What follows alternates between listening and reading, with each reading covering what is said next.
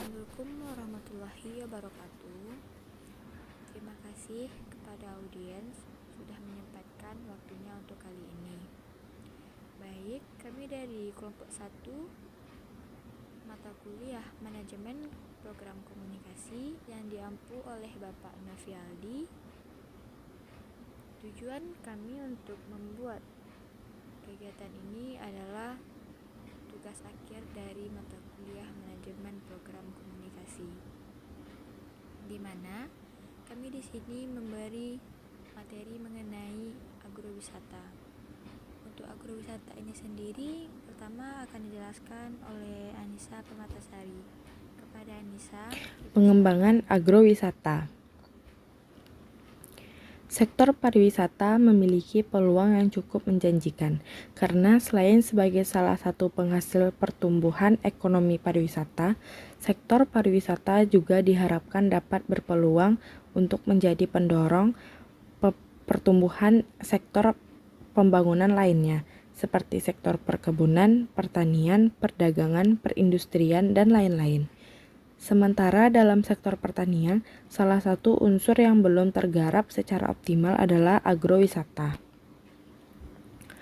Agrowisata merupakan rangkaian kegiatan wisata yang memanfaatkan potensi pertanian sebagai objek wisata, baik potensi berupa pemandangan alam, kawasan pertaniannya, maupun khas dan keanekaragaman aktivitas produksi dan teknologi pertaniannya, serta budidaya masyarakat pertaniannya.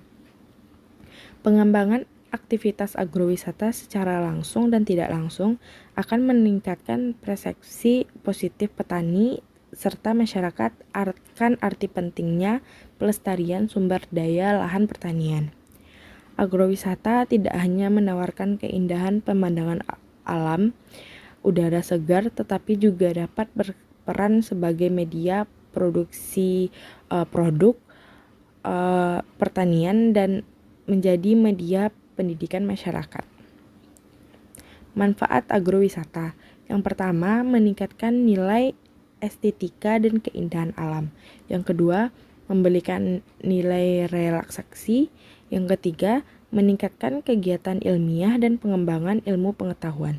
Yang keempat, mendapatkan keuntungan ekonomi. Pengembangan agrowisata. Tujuan pengembangan agrowisata secara umum adalah untuk meningkatkan penerimaan devisa negara sebagai peningkatan perekonomian nasional, meningkatkan lapangan dan usaha kerja dengan melalui pemanfaatan dan pengelolaan yang optimal sebagai objek kunjungan wisata. Tujuan pengembangan agrowisata. Yang pertama itu menciptakan kesempatan yang seluas-luasnya kepada wisatawan untuk berkunjung ke objek agrowisata.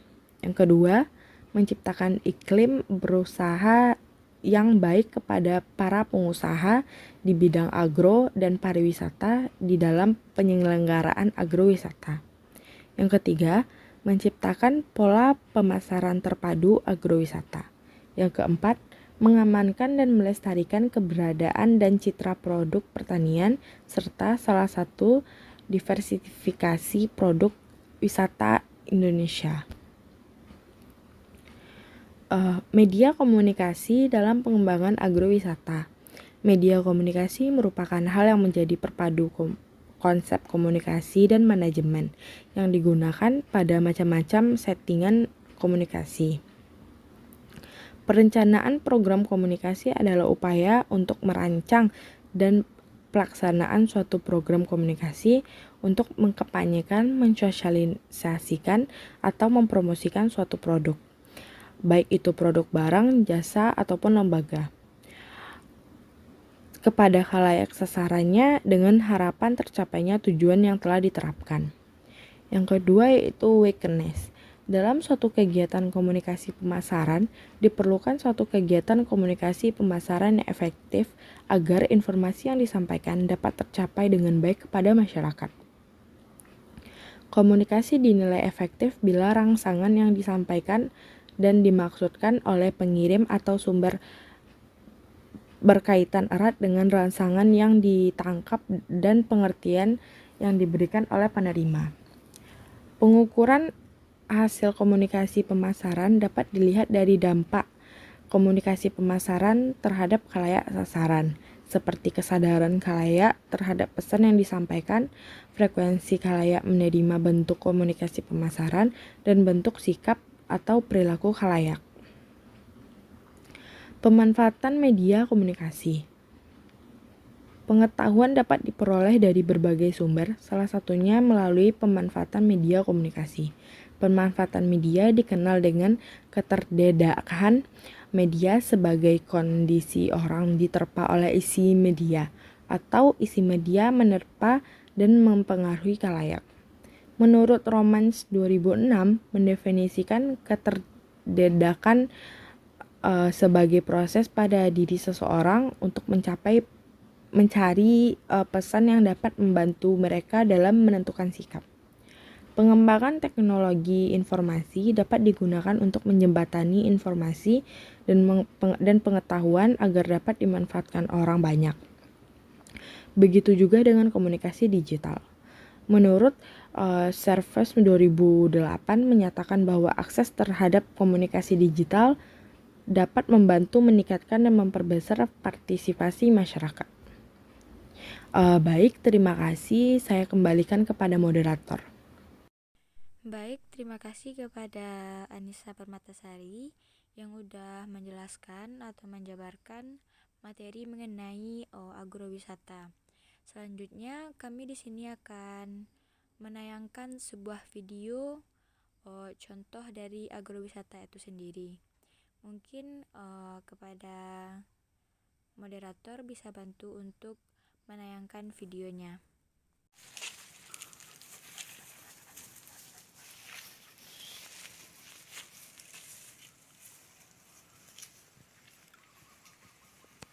Mantap.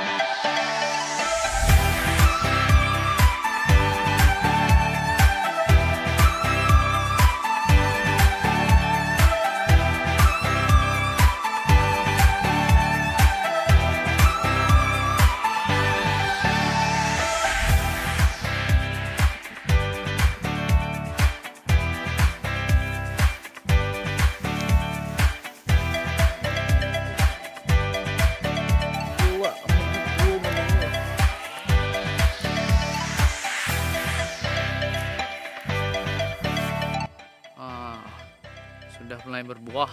Iya. Ekspor. Bulan 8 panen.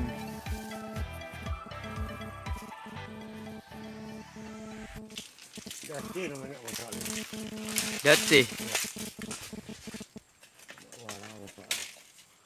Lebih ulit. Yo lebih. Pertama, nanti.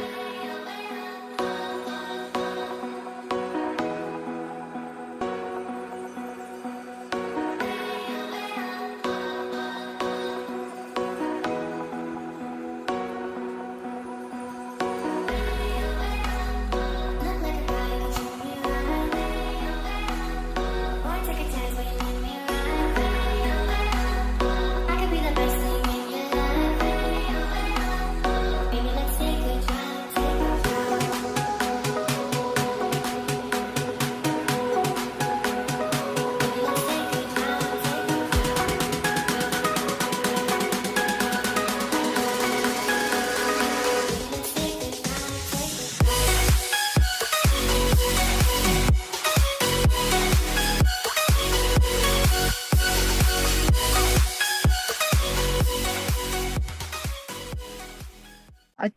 Oke, baik. Langsung kita masuk kepada sesi diskusi ya, kawan-kawan semuanya. Baik, mungkin apakah dari teman-teman semuanya ada yang ingin bertanya atau memberikan pendapat mengenai hal yang telah kami sampaikan sebelumnya, atau mungkin juga kawan-kawan memiliki pengalaman ke agrowisata, mungkin juga bisa dibagi pengalamannya di sini. Dikembalikan kepada kawan-kawan, apakah ada yang ingin menanggapi atau bertanya? Izin bertanya, udah Uni. Oh iya, boleh, dipersilahkan. Sebelumnya perkenalkan nama saya Putri Raisa Ahmadi dari Sosek 22. Ingin bertanya kepada Unda Uni tentang materi Unda Uni yaitu agrowisata. Menurut pendapat Unda Uni, agrowisata itu penting atau enggak? Kalau misalnya penting, perlu dikembangkan enggak agrowisata itu di Indonesia? Sekian, terima kasih Unda Uni. Baik, terima kasih Putih untuk pertanyaannya. Mungkin bisa langsung dijawab oleh Uda Wahyudin. Oke. Tadi ditanya pertanyaan Putih tadi penting apa enggak gitu kan dikembangkannya agrowisata di Indonesia gitu ya. Ya udah. Kalau dibilang penting itu penting. Kenapa? Karena kan dari tiap wilayah itu kan pasti ada kayak wisata dari turun temurun gitu yang belum tahu gitu. Jadi harus dikembangkan agar orang yang dari luar wilayah tersebut tahu gitu dan ingin berkunjung juga. Dan kalau bisa ya dikembangkannya itu kayak pakai strategi atau kayak kerjasama dengan perusahaan atau dari orang luar juga. Jadi biar agrowisatanya itu kayak wisatanya itu lebih luas, lebih besar juga dan bisa ditambah-tambah juga kayak ya nggak cuman contoh kayak tadi kan Kampung Tematik Manggis itu ada di belakang Unan tuh. Baik, yang lanjutin yang pertanyaan dari Putih tadi itu kan terkait pentingnya agrowisata di Indonesia gitu kan.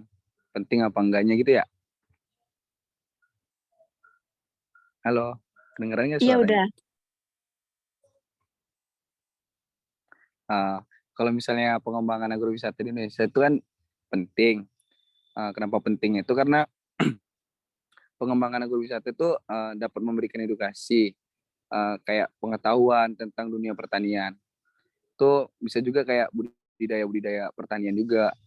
Contoh kayak yang ditampilin tadi itu kan ada buah manggis gitu. Bisa dijadiin kayak objek wisata, tempat perkebunan sih kayak pertanian juga, pertanian dari manggis. Itu ada di belakang Unan juga di Memanis. Terus bisa kayak pemberian edukasinya itu secara langsung gitu. Jadi kita langsung ke tempat wisatanya, terus gimana sih kayak penanamannya atau dari pemasarannya langsung gitu kan. Dan bisa juga mencicipi buah manggisnya langsung yang masih segar gitu kan.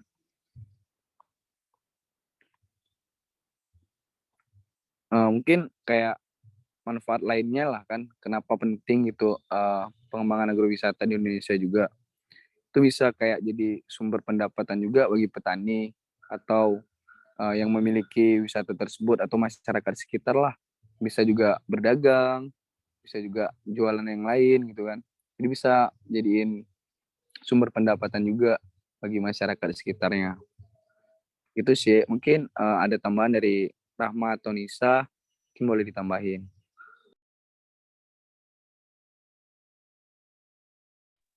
Mungkin kalau dari Rahma cukup ya, atau dari Nisa, apakah masih ada tambahan mengenai pertanyaan dari audiens tadi?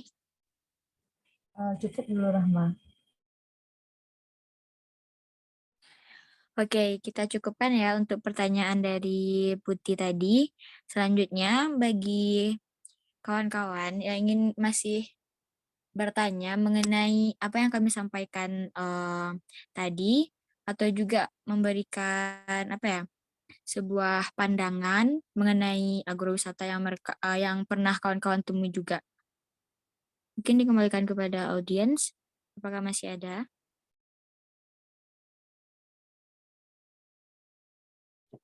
Izin Unda Uni untuk bertanya. Ya, dipersilahkan. Baik, sebelumnya perkenalkan nama saya Ilham Nur Rahman dari Sosek 22. Izin bertanya, Unda Uni, eh, berdasarkan yang udah Uni sampaikan tadi kan agrowisatanya Manggis. Kalau agrowisata dari selain Manggis itu bisa nggak Uni nyebutin lagi di Sumatera Barat nih apa sih agrowisata yang ada selain dari agrowisata Manggis tadi? Makasih udah Uni. Oke. Baik, terima kasih Ilham untuk pertanyaannya. Mungkin untuk pertanyaan mengenai contoh agrowisata di Sumatera Barat yang lainnya ya. Mungkin bisa dijawab oleh Uni Anissa. Kepada Uni Anissa dipersilahkan. Baik, terima kasih pertanyaannya Ilham. Agrowisata selain Manggis, ada namanya di Agam itu agrowisata kejulasi. Agrowisata kejulasi ini pengembangan susu perah sapi menjadi keju. Nah, di sana itu juga tempat edukasi bagi anak-anak yang belajar misalnya memerah susu sapi atau bagaimana proses untuk membuat keju. Di situ juga bisa. Dan di agrowisata kejulasi ini juga terdapat untuk pembuatan kompos biogas gitu. Jadi di situ pelajar yang dapat di edukasi yang dapat kita ambil itu lumayan banyak, dari pembuatan keju atau memerah susu sapinya dan pembuatan biogasnya di situ juga banyak. Atau Wahyudin bisa menambahkan. Mungkin dari agrowisata yang ada di Agam ya, yang kemarin kunjungan ke Kejulasi. Ya, Kejulasi itu kayak suatu agrowisata ya keren sih, beneran. Kalau besok mau kunjungan ke sana bisa tuh, dikontak aja kakaknya. Jadi di les itu banyak dapat kayak ilmu gitu kan. Jadi nggak cuman dapat ilmu doang, banyak juga kayak berbagai macam hewan gitu. Jadi untuk anak-anak atau yang masih generasi muda kayak kita gitu kan, tuh perlu gitu ke sana main gitu kan, tahu gitu, berkunjung. Jadi ada loh yang tempat wisatanya kayak gini nih, nggak cuman menikmati kayak misalnya kayak di Padang gitu kan, pantai gitu kan. Ya agrowisatanya ada yang lain juga gitu. Ada yang kita berwisata sekalian kita menimba ilmu juga gitu.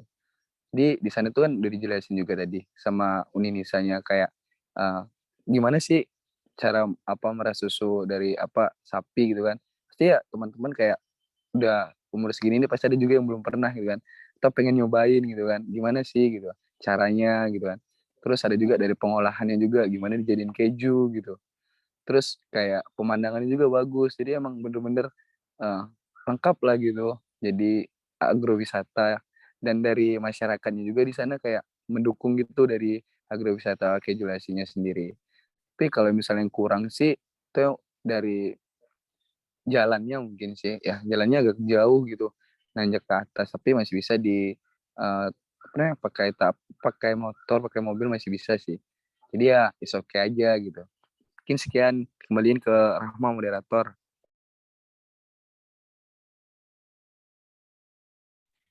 Oke, baik. Terima kasih kepada Uda Udin dan Uni Anissa.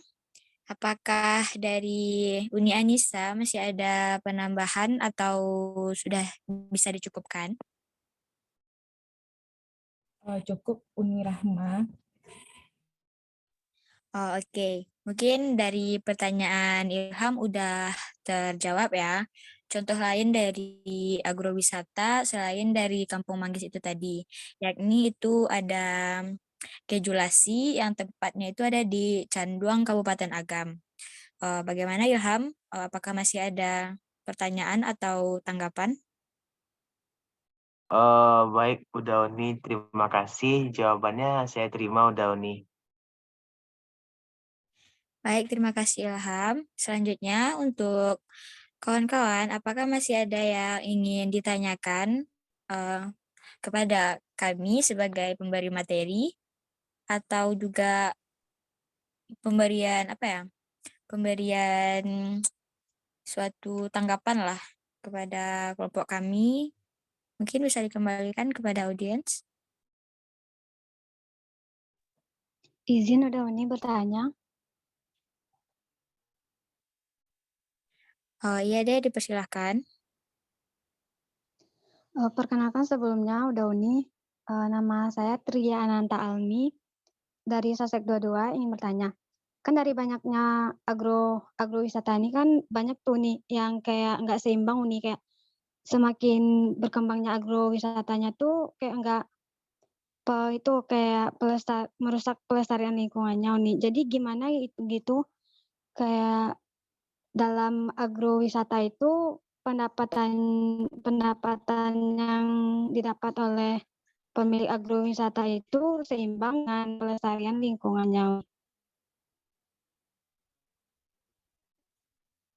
Cukup Oh, sekian Uni. Oke, baik. Tria atas pertanyaannya.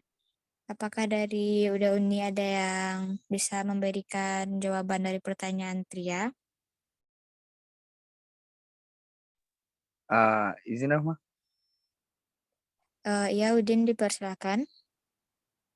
Pertanyaan dari Anta tadi gimana kayak pendapatan dari pemilik dari agrowisatanya itu kayak balance gitu kan, seimbang sama pelestarian dari lingkungan sekitar gitu kan.